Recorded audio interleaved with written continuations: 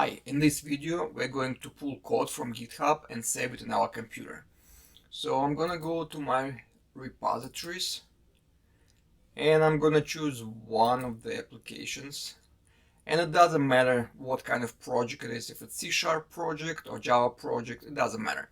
It's gonna work exactly the same way. When you're inside the repository, click on this code button and we need this URL.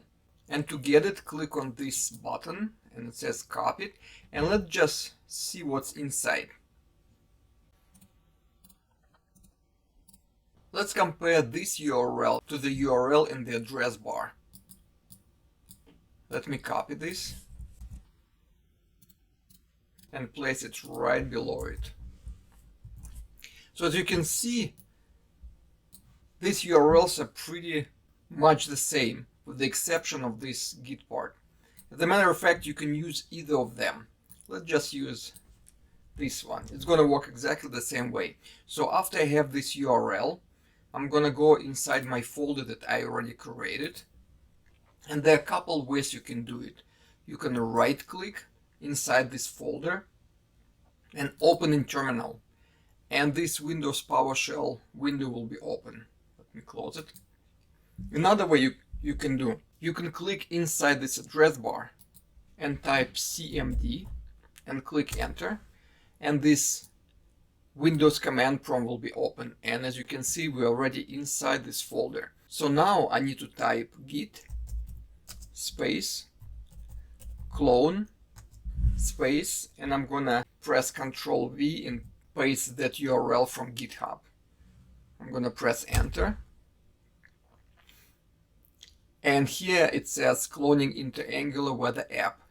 This git command git clone is gonna create this folder Angular weather app, and it's gonna place all files from that project inside that folder. And here we have it. One more thing before we are done.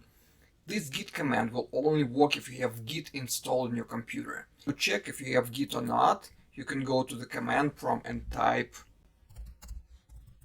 git version, and if you have git installed on your computer, you're going to have this line that will tell you what version of git do you have installed.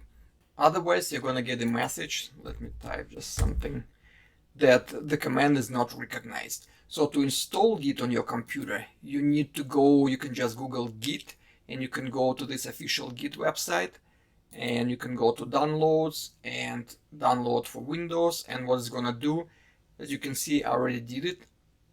You're going to download this installer, and when you run through the installation process, the installer is going to install this folder in your main drive inside program files folder, and this is your git exe file, and it will also register it globally. And to see it, you can just go to the start menu and type environmental variables, and you can see this is right here. I can click on it, click on environmental variables, and I will go to path, click edit, and as you can see, this is my path to the git file.